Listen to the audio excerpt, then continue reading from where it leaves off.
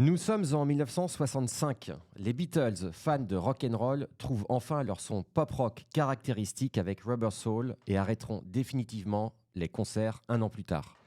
Les Rolling Stones, fans de blues, font toujours cette année-là du blues rock déjanté avant de trouver leur propre son dès l'année suivante. Les Who font du rock un peu plus sauvage en chantant My Generation. Une scène est en train de naître à San Francisco avec un blues rock qui s'appellera rapidement psychédélique ou acid rock avec notamment Grateful Dead et Jefferson Airplane. Des shows lumière hallucinogènes et des saladiers remplis de LSD compléteront le combo. Nous sommes toujours en 1965 et les Pink Floyd se forment à Londres. Bonjour à tous, nous sommes ici autour de la table aujourd'hui en direct du lycée Truffaut de Bondoufle dans l'Essonne pour vous parler de ce grand groupe anglais qu'est Pink Floyd. J'ai bien dit groupe anglais car j'imagine que nombre de nos auditeurs croyaient jusqu'à aujourd'hui que ce groupe était américain. Pink Floyd, c'est d'abord une rencontre à Cambridge où trois jeunes hommes, David Gilmour, Roger Waters et Syd Barrett, apprennent ensemble à jouer de la musique. Puis Roger Waters, pour ses études d'architecture à Londres, partagera à partir de 1964 une colocation avec deux autres étudiants, Nick Mason et Richard Wright. Syd Barrett les rejoindra et c'est la naissance du groupe à 4 membres sous son leadership en tant qu'auteur-compositeur. J'ai bien dit 4, car David Gilmour ne fait pas partie de la formation originale. Ce dernier viendra vite remplacer Syd Barrett, ayant abusé des saladiers californiens. Le groupe passera très vite du rhythm and blues au rock psychédélique et sortiront un premier album en 1967, The Piper at the Gates of Dawn. Anaël, Emma et Fanny sont avec nous pour évoquer aujourd'hui ces groupes très importants de l'histoire du rock qu'est Pink Floyd. Pink Floyd a sorti son premier album en 1967 et son dernier véritable en 1994. Alors, qu'est-ce qu'on fait qu'on écoute encore Pink Floyd quand on a 17 ans en 2023 ? Anaël. Alors, je pense que le fait qu'on écoute encore Pink Floyd aujourd'hui, c'est lié au fait qu'il n'y a aucun groupe qui ne peut remplacer cette unité musicale qu'a formée Pink Floyd par ce qu'apporte leur musique, l'aspect complet, la complexité aussi de leur composition musicale par leurs différentes influences. Et moi, perso, ce qui m'a beaucoup plu chez Pink Floyd, c'est la sorte de transcendance qu'on peut atteindre finalement pendant qu'on écoute la musique. Puisque on a des sons des fois qui sont très très longs, certains très très plus courts. On a des formes d'explosion dans les sons. Parfois, je pense notamment à Shine on a Crazy Diamond ou même en fait pratiquement tous leurs sons, j'ai envie de dire. Et c'est ça qui fait encore qu'ils ont un ancrage temporel qui n'est pas fixé dans le temps justement, qui bouge et qui continuera, j'espère encore à toucher des gens pendant très longtemps. Donc, à travers votre propos, j'imagine que vous estimez, vous, que le son de Pink Floyd est toujours plus ou moins actuel. Et c'est ce que vous partagez aussi, Emma. Qu'est-ce qui fait que vous écoutez vous-même Pink Floyd aujourd'hui encore ? Je pense que j'écoute déjà Pink Floyd. Enfin, j'ai commencé à écouter Pink Floyd à cause de l'influence de mes grands-parents, de mes parents. En fait, une génération de vieux rock en fait qui m'a influencée et avec des amitiés, des films, même des habits en fait. Peu à peu en fait, je me suis incrustée dans l'univers du rock et il y a toute une admiration pour une époque qu'on n'a pas vécue et qu'on aimerait vivre. Et c'est pour ça, je pense qu'on est autant admiratif de cette époque et même de Pink Floyd et de retrouver un son qu'on ne connaît plus aujourd'hui, ou différemment en tout cas. C'est curieux, en fait, on a tous un peu le même réflexe. Moi, quand j'avais votre âge, je courais un peu après le passé, à vouloir avoir vécu ce qui s'était passé avant. Alors pour vous, aujourd'hui, c'est Nirvana, que moi j'ai pu connaître de leur vivant, mais Pink Floyd pouvait en faire partie, effectivement. Fanny, qu'est-ce qui fait que vous écoutez Pink Floyd aujourd'hui alors que c'est fini depuis longtemps, le groupe ?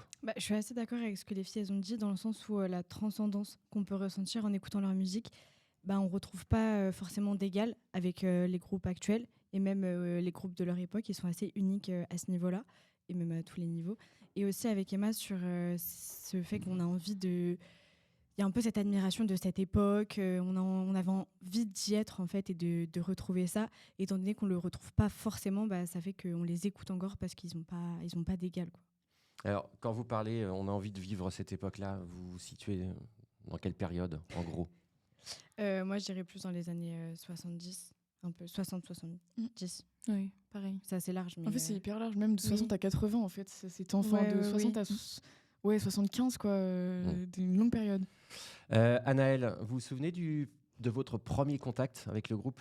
Bah, en vrai, c'est un peu comme Emma disait, on a reçu beaucoup d'influence aussi de nos parents, de nos grands-parents, de la famille. Enfin, on n'a peut-être pas toujours baigné dedans, mais en tout cas, moi, je sais que mon père écoutait beaucoup Pink Floyd. Du coup, depuis petite, en réalité, je connais.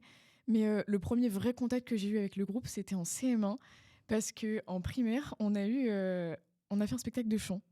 Il y avait Fanny d'ailleurs. Et en fait, ils nous ont fait apprendre des sons. Et dans ces sons-là, il y avait un son de Pink Floyd, en fait.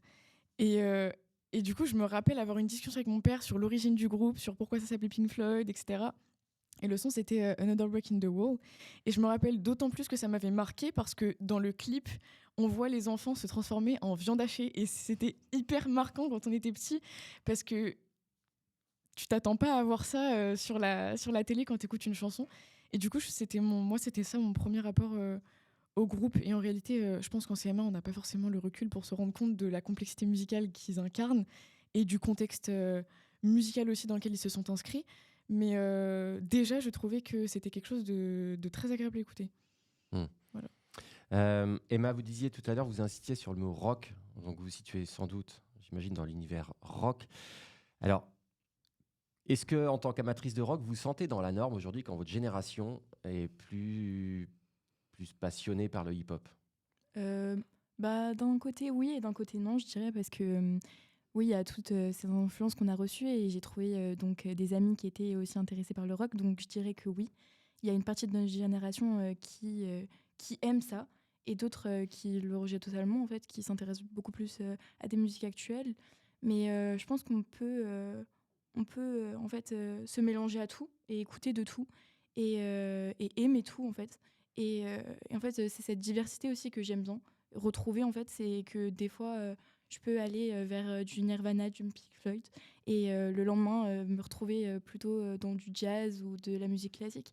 Et ça qui est intéressant, je trouve, avec notre époque, et en fait, où on peut se noyer, en fait, dans différents univers et retrouver soit le passé, soit aller dans le futur. Et c'est ça qui est intéressant. Merci Fanny. Qu'est-ce qui fait qu'on peut s'intéresser à ce groupe Pink Floyd alors qu'on peut difficilement s'identifier à ses membres? Il n'y a pas vraiment de leader. Quand dans le paysage du rock passé, on peut trouver des gens comme Kurt Cobain, John Lennon, Freddie Mercury ou David Bowie, qui parlaient, eux, à des générations entières, rien que par leur aura. Alors, qu'est-ce qui vous passionne au-delà de la musique dans ce groupe? C'est vrai que comparé à plein d'autres personnalités de leur époque, les Pink Floyd, au niveau des membres, on les connaît pas réellement, même si on connaît l'envergure de tout leur groupe, on s'intéresse pas forcément au niveau des membres. Et c'est aussi, je trouve, dans la musique par rapport au chant, qui est assez pas peu présent, mais en tout cas, le côté musical, vraiment instrumental, prend énormément de place, je trouve. Et justement, je trouve qu'il y a ce côté un peu universel du fait que tout le monde peut un peu s'identifier, étant donné qu'il n'y a pas une personnalité forcément très très très forte. Et ça fait qu'on n'a pas nécessairement besoin d'adhérer avec les personnalités qui sont derrière, les membres. On a juste envie d'écouter le groupe pour la musique qu'ils font et c'est tout en fait. Donc consacrer davantage à la musique, à leur musique en fait. Voilà. D'accord. Alors, leur musique, justement, Pink Floyd a introduit auprès du grand public deux courants importants de l'histoire du rock. Le rock psychédélique, qui est né aux États-Unis à San Francisco, comme nous l'avons vu tout à l'heure au début de cette émission, et le rock progressif, qui lui est né en Angleterre, et qui avait pour ambition de faire progresser le rock et de sortir des 3 accords originels du blues. Alors, Anaëlle, en tant que fan de rock, vous connaissez le festival de Woodstock en 1969, qui fut la grand-messe du rock psychédélique et également du folk rock, festival auquel ne participa d'ailleurs pas Pink Floyd. Qu'évoque pour vous Woodstock? Woodstock, je pense qu'on sera quand même la plupart tous d'accord pour le dire, c'est The Festival, enfin, c'est le plus grand festival, je pense, de rock qui a existé de par déjà le nombre de personnes qui ont été présentes, vu que c'était gratuit, et par l'envergure aussi des gros artistes qui sont venus chanter sur scène. En fait, on a eu Janis Joplin, on a eu les Who, on a eu Jimi Hendrix qui a fait un solo légendaire d'ailleurs sur l'incarnation de l'hymne de l'Amérique en essayant de reproduire les bombes de ce qui se passait au Vietnam. Et puis je pense aussi, moi, Woodstock, ça m'évoque, en plus de la dimension du rock psyché, c'est l'engagement politique qui était énorme à cette époque-là, et la lutte de la société civile, en fait, enfin, l'engagement du peuple contre contre des mouvements de guerre. Et voilà, qui était incarné par les hippies, et les hippies qui incarnaient totalement la musique psychédélique, de par le fait que du coup ils sont venus à ce festival en étant fans aussi de cette musique-là.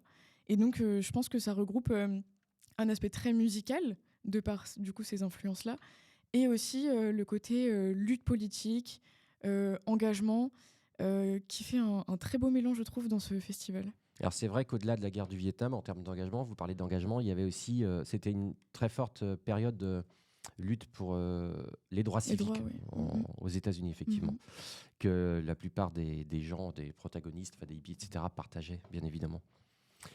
Emma, à côté du rock psychédélique, il y a aussi le rock progressif. Dans la vie musicale de Pink Floyd, c'est une musique notamment caractérisée par des titres longs, parfois sans plan véritable. Le plan habituel d'une chanson pop, hein, couplet, refrain, pont, couplet, refrain. Une musique qui a été mise sur le devant de la scène par Pink Floyd, qui ne se réclamait d'ailleurs pas tout à fait de ce courant musical. Mais comment s'intéresser à cette musique aujourd'hui, à l'ère du streaming et du diktat des radios qui demandent des titres de 3 ou 4 minutes pour passer rapidement, pour consommer la musique rapidement. Qu'est-ce qui fait qu'on peut s'y intéresser ? Alors, c'est vrai que ça peut être compliqué quand on ne connaît pas, parce que Pink Floyd, en fait, il a innové en fait en faisant du rock progressif avec par exemple Echo qui fait pratiquement 23 minutes. Donc c'est un titre qui est long, qui peut en fait un peu surprendre au début parce qu'on n'est pas forcément habitué maintenant. Et c'est vrai qu'au début, en l'écoutant, j'ai trouvé ça très très long, même si la chanson est hyper riche et super bien construite, je trouve, hein, personnellement, vu que c'est une de mes musiques préférées de Pink Floyd. Mais je pense qu'à l'heure d'aujourd'hui, on peut s'y intéresser parce qu'on a une diversité de plateformes, en fait, comme Spotify, aussi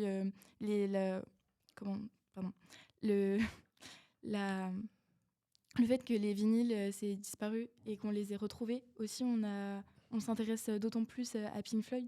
Et le fait qu'on s'intéresse à Pink Floyd, on a retrouvé ce rock progressif en fait, et on peut s'y intéresser d'autant plus par des artistes qui évoluent maintenant comme Lethal ou Riders, donc en fait qui aident à prolonger ce mouvement, même si il y a un aspect aussi contemporain.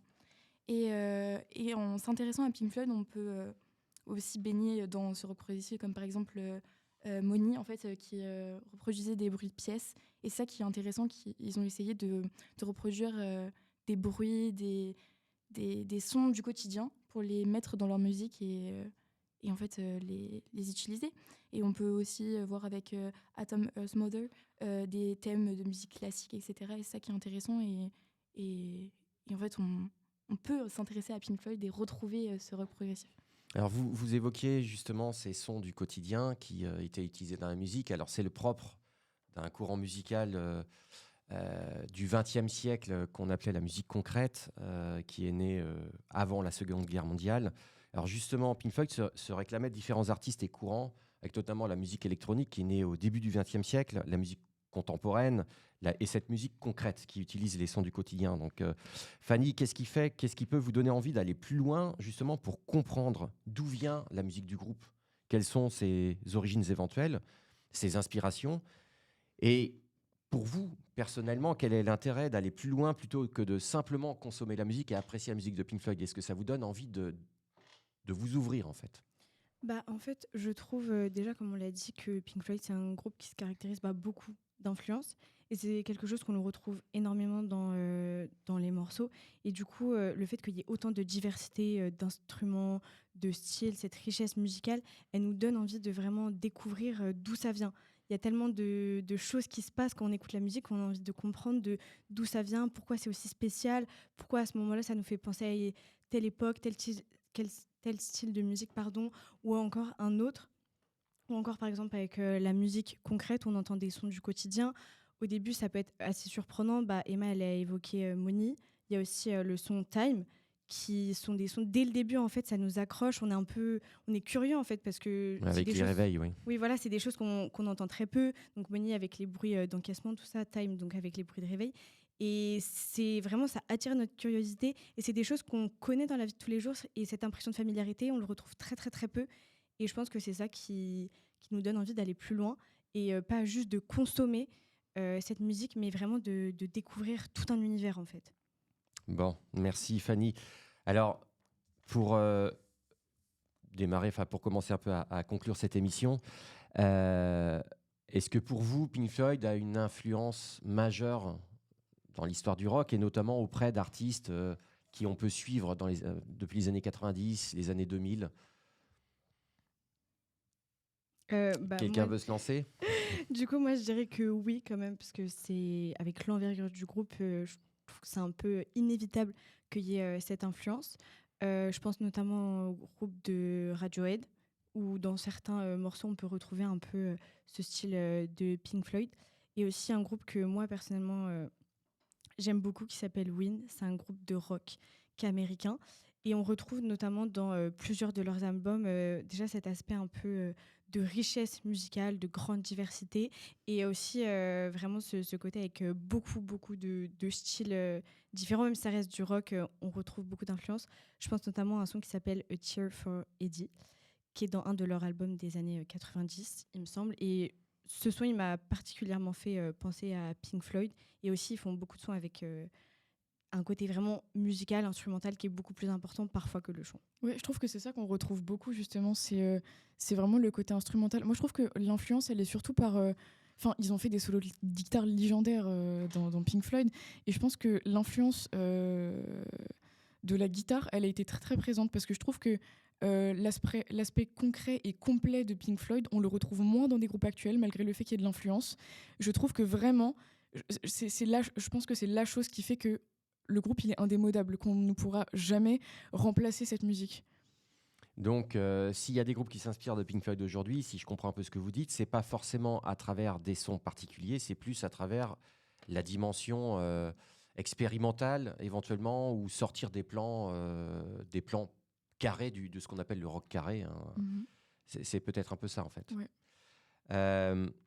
Alors, Pink Floyd, pour vous, est-ce que c'est un groupe majeur de l'histoire du rock? Alors, on a cité tout à l'heure d'autres artistes, hein, les Beatles, David Bowie, Nirvana, mais on peut en citer beaucoup d'autres, enfin les Rolling Stones. Voilà, quelle place le groupe prend? Est-ce que c'est un groupe qui est entré dans le panthéon du rock, dans la légende? Qu'est-ce que vous en pensez? Moi, je pense qu'on peut le considérer comme ça. Euh, En fait, je pense que euh, en termes général, c'est peut-être pas le premier groupe auquel on pense.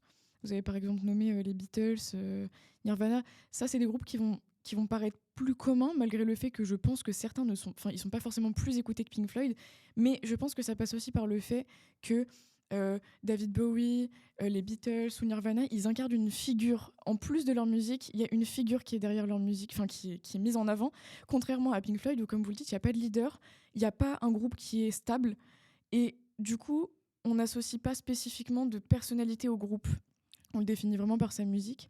Et c'est peut-être ça, je pense, qui fait qu'il n'a pas une place euh, si importante que ça dans le rock. Enfin, pour les considérer en tant que légende.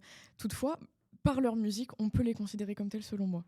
Oui, on peut les considérer comme tels, d'autant plus qu'ils ont vendu énormément de disques. Je prends l'exemple de l'album The Dark Side of the Moon, qui est resté, je crois que c'est je sais plus, 600 ou 900 semaines d'affilée, dans le classement des 200 meilleures ventes d'albums aux Mhm. États-Unis. Donc, il nous emmenait, je crois, de 1973 à la fin des années 90. Ouais, je crois que c'est même 1007 semaines. Ouais. Tout le temps, C'est tout le temps énorme. dans ce classement. Alors, pour finir, est-ce que vous avez un titre à partager ou un album à partager avec les auditeurs, c'est-à-dire toutes les trois, je vous sollicite toutes les trois, un titre ou un album que vous avez envie de mettre en avant, c'est-à-dire allez écouter ce titre-là, écoutez cet album-là, et pour quelle raison? Est-ce que ça vous a mis en transe? Est-ce que ça vous a ça vous a ému? Fanny? Moi, Annelle, elle l'a évoqué tout à l'heure, mais un de mes sons préférés, c'est Shine on Your Crazy Diamond, qui dure 13 minutes 30, il me semble. Et en fait, je trouve que dans ce son, qui n'est pas forcément le plus long, mais je trouve qu'on retrouve vraiment dans ce son ce côté un peu vraiment une évolution dans leur musique, dans le sens où il y a plusieurs phases dans un seul morceau. Et ça, je pense que c'est vraiment caractéristique des musiques de Pink Floyd. Le fait qu'on ait l'impression qu'il y a une évolution au fur et à mesure qu'on écoute. Et c'est ça, en fait, qui nous crée un peu ce sentiment de transcendance, où on est vraiment à fond. Et dans un sens, même si c'est long, on n'a pas envie de quitter parce qu'on a l'impression que à chaque fois que la musique avance, en fait, on va découvrir quelque chose. Et comme vous avez dit, il n'y a pas cette structure un peu basique que l'on retrouve dans les morceaux de rock ou dans les morceaux en termes généraux. Il y a vraiment ce côté unique que l'on ne retrouve pas, et je trouve que ce son, il en témoigne assez bien. Oui, Shine on Your Crazy Diamond, qui est dans l'album Wish You Were Here, sorti en 1975. Emma, avez-vous un titre ou un album? Moi, je pense, tout à l'heure j'ai dit mon titre préféré qui était Echo, mais je pense qu'on pourrait donner l'album, il est assez dur à prononcer, mais c'est Umagumana. Umaguma, Oui, voilà. Et donc, 1969, oui. qui est assez peu connu, je trouve, parce que quand Oui, on c'est parle, vrai. etc., c'est pas celui qui ressort en premier, alors qu'il est hyper intéressant. Il y a des musiques qui sont plus soft et d'autres beaucoup plus intensifiées, etc. Et du coup, il y a une diversité que j'aime bien. Et justement, puisqu'il n'est pas connu, j'aimerais qu'on s'y intéresse. D'accord, très bien. Ouais, Anaël, moi aussi, Umaguma, c'est un de mes préférés, je pense. Même si j'aime beaucoup Animals comme album aussi, je trouve qu'il est très très complet. Malgré le fait qu'il n'y ait pas spécifiquement moi mes titres préférés de Pink Floyd dedans, je trouve que l'entièreté de l'album fait quelque chose de très riche et très agréable à écouter par la plénitude musicale, etc., artistique aussi. Moi, un son que je recommande, je saurais pas vraiment dire pourquoi. Moi, j'ai adoré cette musique, c'est Fearless dans l'album Medal, sorti en 71. J'ai adoré cette musique.